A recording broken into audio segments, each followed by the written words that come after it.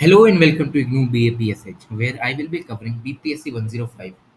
BPSC 105 एक compulsory subject है IGNOU BAPSH second year में और इसका टाइटल है introduction to comparative government and politics. आज इसका यूनिट 3 हम देखने वाले हैं जिसका टाइटल है इंस्टीट्यूशनल अप्रोच। ये इस यूनिट का पार्ट 1 होने वाला है जिसमें आज हम कवर करेंगे the institutional approach and emergence of comparative government. Introduction की अगर हम बात करें, the institutional approach to comparative political analysis is a comparative study of institutions. जैसे इसका नाम सजेस्ट करता है इंस्टीट्यूशनल अप्रोच, तो इसका काम भी वही है। इंस्टीट्यूशनल पॉलिटिकल अप्रोच जो है वो कंपैरेटिव स्टडी ऑफ इंस्टीट्यूशंस को बताती है, जिसमें इसका नेचर, इसका सब्जेक्ट मैटर क्वाइट एविडेंट है कंपैरेटिव स्टडी ऑफ पॉलिटिक्स से। अगर हमें इसका एग्जांपल देखना है तो हमें ये देखना पड़ेगा कि एक इंडिविजुअल है जो पार्लियामेंट्री डेमोक्रेसीज को स्टडी करना चाह रहा है दो कंट्रीज के अपर हाउसेस की, जैसे कि इंडिया का राज्यसभा अपर हाउस और हाउस ऑफ लॉर्ड जो यूनाइटेड किंगडम का अपर हाउस है, ये इसकी स्टडी करना चाह रहा है। तो अगर कोई इंडिविजुअल इंस्टीट्यूशनल अप्रोच से इन दोनों को स्टडी करेगा तो ये इनकी रिलेटिव सिग्निफिकेंस को एक्सेस कर सकता है हर केस में। कंपैरेटिव स्टडी ऑफ इंस्टीट्यूशन के बेस पर हम इस जनरलाइज कंक्लूजन पर पहुंच सकते हैं और ये इसका एक रेलेवेंट एक्सप्लेनेशन भी दे सकता है और इवन इसकी यूटिलिटी भी बता सकता है पार्लियामेंट्री डेमोक्रेसीज की। तो ये इसमें कुछ इंस्टीट्यूशनल अप्रोच की एडवांटेजेस को यहाँ बताया गया है। बहुत ही लंबे समय तक जो कंपैरेटिव पॉलिटिकल एनालिसिस था वो एसोसिएटेड था कंपैरेटिव स्टडी ऑफ इंस्टीट्यूशंस के साथ। बहुत ही लंबे समय तक जो कंपैरेटिव पॉलिटिकल एनालिसिस था उसका काम बस यही होता था कि इंस्टीट्यूशंस को कंपैरेटिव वे में स्टडी करना है। हिस्टोरिकल ओवरव्यू हम देखें, जो कंपैरेटिव मेथड है वो पहले लाया गया सिर्फ इंस्टीट्यूशंस को स्टडी करने के लिए। उसके बाद the study of institution not only mark the beginning of comparative study. जैसे जैसे हमने इंस्टीट्यूशन को स्टडी करना शुरू किया तो कंपैरेटिव पॉलिटिक्स का बिगिनिंग शुरू हो गया। It remained more or less the dominant approach in comparative politics up to the 1950s। और ये देखा गया कि जो ये कंपैरेटिव स्टडी है ये डोमिनेंट अप्रोच बनी रही 1950s तक। अब आते हैं ये इंस्टीट्यूशनल अप्रोच होती क्या है। It is generally agreed that any approach और inquiry into a problem displays certain characteristics pertaining to subject matter, vocabulary, and the choice of political perspective। ये जनरली देखा जाता है कि कोई भी अप्रोच जो है वो कुछ कैरेक्टरिस्टिक्स शो करती है किसी प्रॉब्लम में, जैसे कि सब्जेक्ट मैटर, उसमें क्या स्टडी करना है, उसकी वोकेबलरी, कौन से टूल्स और लैंग्वेजेस का हम यूज़ करने वाले हैं स्टडी में, the choice of political perspective which determines the vantage point and indicate the direction from what purpose inquiry is directed at. हम इसमें पर्पस पता चलता है कि हमें ये पढ़ना क्यों है। Its concern with studying institution of government and the nature of distribution of power, vice constitution, legal formal institutions of government. It's largely legalistic and frequently speculative in perspective normative vocabulary। इसके जो concern है वो government के institution को study करते हैं, जैसे कि उनका नेचर क्या है डिस्ट्रीब्यूशन ऑफ पावर में, उनके कॉन्स्टिट्यूशन में क्या क्या राइट्स या कुछ ड्यूटीज़ दी हुई हैं, क्या फॉर्मल लीगल इंस्टीट्यूशन जो है वो वर्क कैसे करते हैं गवर्नमेंट में, और ये बहुत ही लीगलिस्टिक वे में वोकेबलरी को यूज़ करती है। A characteristic is a feature of this approach and also been ethnocentrism. अब हमें ये देखने को मिलता है कि जो ये कैरेक्टरिस्टिक है इस इंस्टीट्यूशनल अप्रोच की वो एथनोसेंट्रिसिज्म रहा है। एथनोसेंट्रिसिज्म मतलब ये सिर्फ वेस्टर्न कंट्रीज को फेवर करता है, ये सिर्फ उन्हीं के इंस्टीट्यूशंस को स्टडी करता है और ये मानता है कि western liberal democracy best form of government है और इसे यूनिवर्सल कैरेक्टर माना जाना चाहिए। The universal character of western liberal democracy assume that this form of government is not only the best, it is also universally applicable। इसमें ये दिखाने की कोशिश की गई है कि जो वेस्टर्न लिबरल डेमोक्रेसी है वो बेस्ट तो है ही फॉर्म ऑफ गवर्नमेंट में, पर इसे यूनिवर्सली भी अप्लाई करना चाहिए। आगे आते हैं the institutional approach a historical overview पे। The oldest comparative study of government was made by Aristotle, who studied constitutions and practices in Greek city states. Historical way में अगर हम बात करें तो एरिस्टोटल वो पहले इंडिविजुअल थे जिन्होंने कंपैरेटिव स्टडी ऑफ गवर्नमेंट्स को स्टार्ट किया। इन्होंने 150 स्टेट्स के कॉन्स्टिट्यूशन को स्टडी किया, ग्रीक सिटी स्टेट्स के। Contrasting them with politics is called barbarian state. इन्होंने इनकी पॉलिटिक्स को बारबेरियन स्टेट्स का नाम दिया। Aristotle made a typology of governments, distinguishing between monarchies, oligarchies, and democracies, and between these ideal governments and their perverted forms. इन्होंने इसको classify कर दिया, जैसे कि मोनार्कीज, ओलिगार्कीज, डेमोक्रेसी और आइडियल गवर्नमेंट से। The study of comparative politics at this stage was marked by what we call the interrelation between the facts and values. इस stage में जो कंपैरेटिव पॉलिटिक्स थी वो एक रिलेशन बना रही थी फैक्ट्स और वैल्यूज के बीच में। 16th सेंचुरी के एक इटालियन डिप्लोमेट की अगर हम बात करें वो थे निकोलो मैकियावेली। उन्होंने अपनी एक बुक लिखी द प्रिंस। उन्होंने ये बताया, in the middle of 18th century the emphasis of empirical details and facts about the existing states of affairs came to be established. 18th century में एम्पेरिकल डिटेल्स पर ज़्यादा एम्फेसिस होने लगा और एग्जिस्टिंग स्टेट्स के अफेयर्स को establish करना चालू हो गया। Montesquieu was, however, followed by mainly constitutional lawyers whose vocation determined by their concentrate more on contents.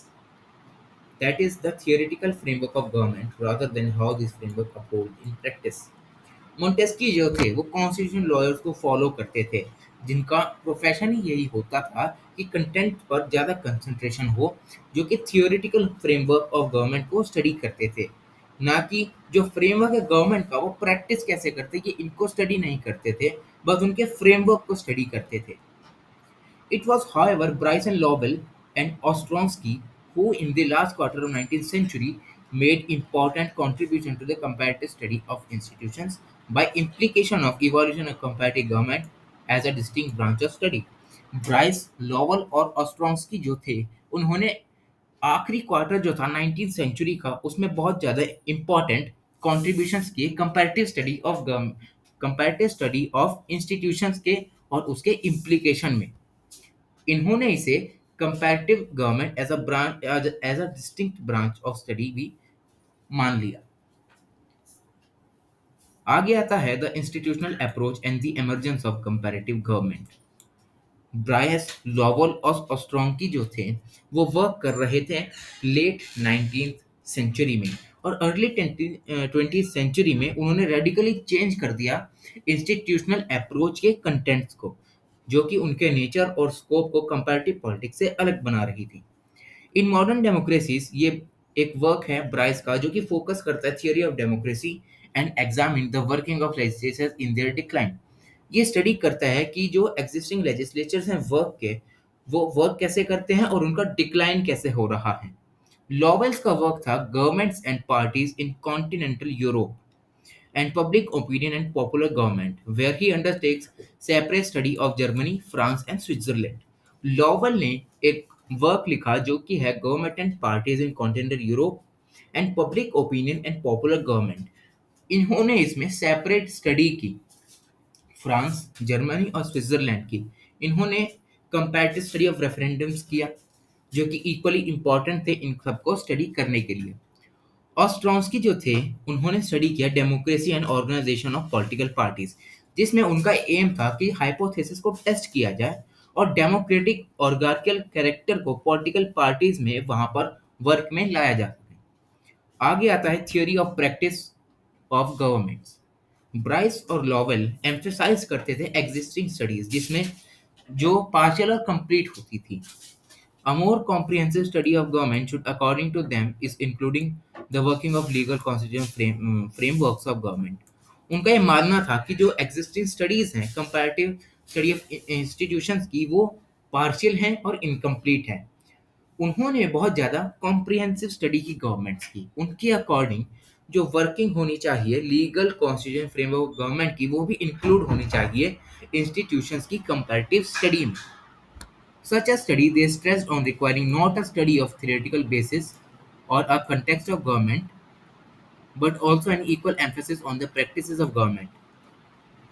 वो ये मानते थे कि जो स्टडी है वो थियोरेटिकल बेसिस ऑफ गवर्नमेंट पर नहीं होनी चाहिए, पर जैसे गवर्नमेंट प्रैक्टिस करती है उस पर भी उतना ही सिग्निफिकेंस होना चाहिए कंपैरेटिव स्टडी ऑफ इंस्टीट्यूशंस का, जिससे हम एक जनरलाइज कंक्लूजन बना सकें कि अलग अलग पॉलिटिकल सिस्टम्स वर्क कैसे करते हैं।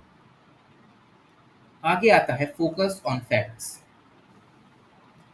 ये एक सिग्निफिकेंट कंपोनेंट माना जाता है इस स्टडी का, जो कि कंसर्न करता है study practice through an analysis of facts about the working of government. ये एक ऐसा कंपोनेंट है इस स्टडी का जो कि एम्फेसिस करता है प्रैक्टिस और एनालिसिस ऑफ फैक्ट्स, जिससे हम जो अलग अलग फैक्ट्स हैं उनको एनालाइज करके अपनी गवर्नमेंट के जो वर्क है उसको दूसरी गवर्नमेंट के साथ कंपेयर कर सकें।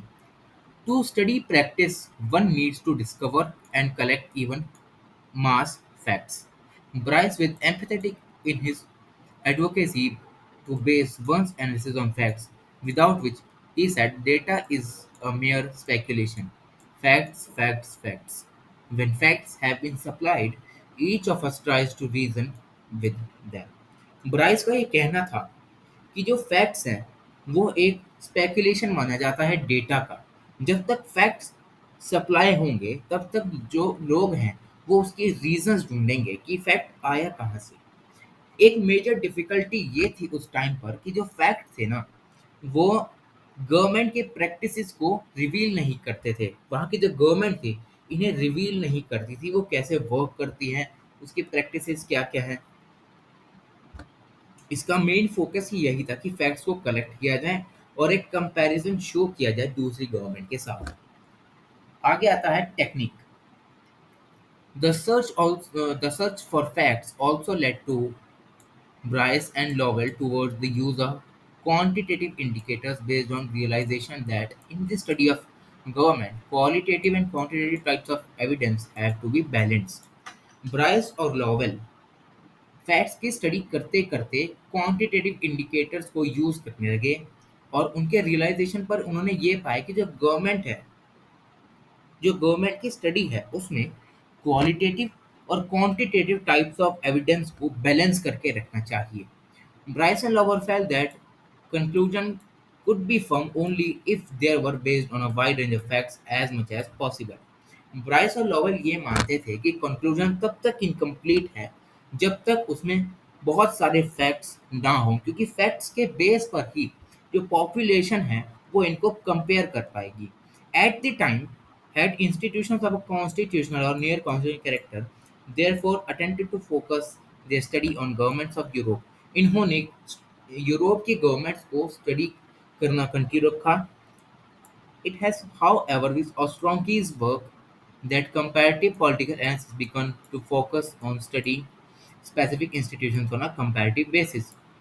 ऑस्ट्रोंस्की के वर्क के साथ जो कंपैरेटिव पॉलिटिकल एनालिसिस था वो स्टडी करना बिगिन कर चुका था अलग अलग इंस्टीट्यूशंस की एक कंपैरेटिव बेसिस पर। ऑस्ट्रोंस्की की वजह से हम इंस्टीट्यूशंस की कंपैरेटिव बेसिस पर स्टडी करने में कामयाब रहे। Thereafter, majority of criticisms of this institutional approach in the 1950s from these system theories like David Easton and Roy McCready, who emphasized that building of overreaching models have a general global applications. इनके बहुत सारे criticism भी थे। 1950s में जो ये approach I इसने बहुत सारे क्रिटिसिज्म को फेस किया जो कि कुछ सिस्टम थियोरिस्ट ने दिए थे, जैसे कि डेविड ईस्टन और रॉय मैक्रेडिस ने, जो कि एम्फेसाइज करते थे कि जो ओवरचिंग मॉडल्स हैं ना उन्हें ग्लोबल या जनरल लेवल पर एप्लीकेबल करना चाहिए, जिससे हम पॉलिटिकल प्रोसेस जो होते हैं डिफरेंट कंट्रीज में उसको अच्छे से पॉलिटिकल वे में अंडरस्टैंड कर पाएं।